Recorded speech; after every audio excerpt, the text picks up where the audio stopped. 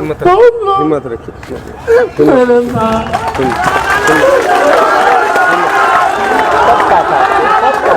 जमीन देश के जिंदा नहीं तो लालू की हैसियत थी, लेकिन आपके बहने नीतीश के साथ वही मैंने कुर्बानी दिया। सीमांचल के बका के लिए हाफ पैंट पहन क्रांति मोर्चा बना करके तस्लीमुद्दीन का राइट हैंड मैं कहाँ था बेटा? एक सागिल था, उस सागिल के साथ था। मेरा कसूर यही था,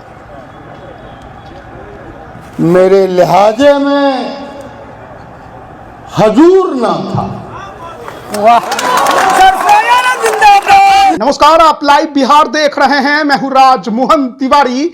देखिए, लोकसभा चुनाव की वोटिंग के लिए जैसे जैसे दिन नजदीक आ रहे हैं वैसे वैसे एनडीए और महागठबंधन में नेताओं की बगावत भी काफी ज्यादा देखने को मिल रही है। हाल के समय में राष्ट्रीय जनता दल में बागी नेताओं की जो फहरिस्त है वो लंबी होते जा रही है। जिस तरीके से सीटों का बंटवारा हुआ और उम्मीदवारों के नाम का ऐलान हुआ, उसके बाद लगातार राजद के नेता अब उसका साथ छोड़ते जा रहे हैं। पहले नवादा में विनोद यादव ने साथ छोड़ा, उसके बाद सिवान का मामला अभी गरमाया ही था कि अररिया को लेकर भी बड़ी खबर निकलकर सामने आई है। आपको बता दें कि राष्ट्रीय जनता दल ने इस बार अररिया से तस्लीमुद्दीन के छोटे बेटे शाहनवाज आलम को लोकसभा का टिकट दिया है, लेकिन इससे उनके बड़े भाई सरफराज आलम नाराज हो गए हैं। और हाल तो यह हो गया कि ईद के मौके पर उन्होंने अररिया में एक जनसभा बुलाई,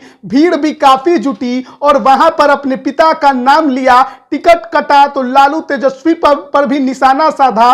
वहां पर जनसभाओं में लालू तेजस्वी मुर्दाबाद के नारे भी लगे और जिस तरीके से पिता को याद कर वो रोने लगे, वहां पर माहौल काफी गमगीन बन गया। टिकट क्यों कटा ये भी बताने लगे, जी हुजूरी उनसे नहीं हो पाएगी, ये तमाम बातें उन्होंने कही है और अररिया वासियों को उन्होंने भरोसा दिलाया है, साथ ही उनसे समर्थन भी मांगा है। सबसे पहले हम आपको सुनाते हैं कि किस प्रकार से जो सरफराज आलम है, उस अररिया संसदीय क्षेत्र के पूर्व सांसद, जो कि इस बार टिकट की उम्मीद लगाए बैठे थे, तैयारी भी पूरी कर रहे थे, लेकिन उनको टिकट ना देकर उनके छोटे भाई पर तेजस्वी यादव ने भरोसा जताया, तो किस प्रकार से नाराज हैं और वहां पर उनका दुख जो है वो देखने को मिल रहा है। सुनिए क्या कुछ सरफराज आलम कह रहे हैं। अब कहेंगे तेरा कसूर क्या,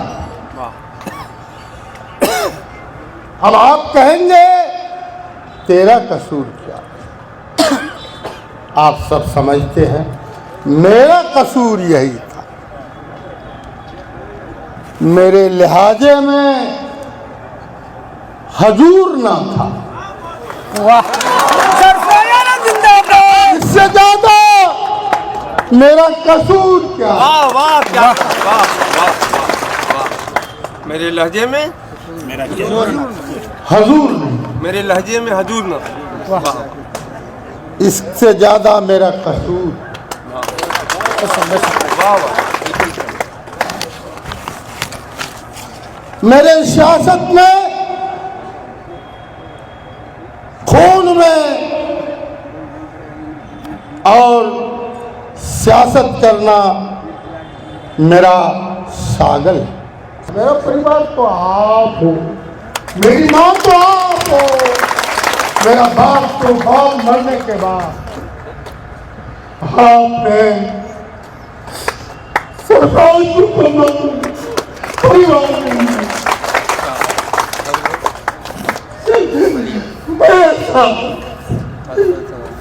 मैंने चित्ता चप्पल ये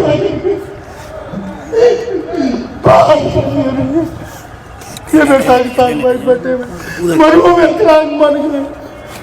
हिम्मत रखिए।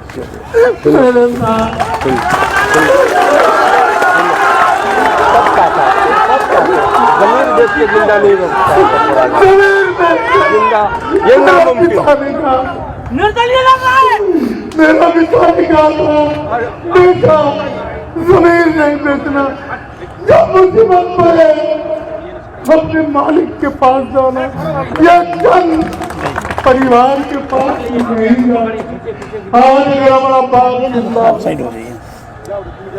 तो लालू की हैसियत थी, लेकिन आपके मैंने नीतीश के साथ वही मैंने कुर्बानी दी आपके करे।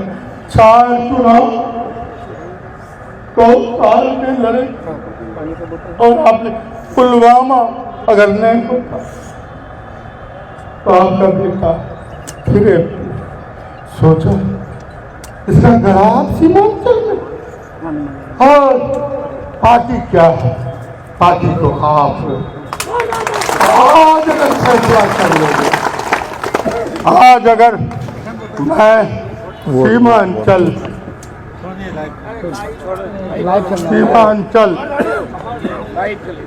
सीमांचल के बता के लिए हाफ पैंट पहन क्रांति मोर्चा बना करके तस्लीमुद्दीन का राइट हैंड मैं कहाँ था बेटा?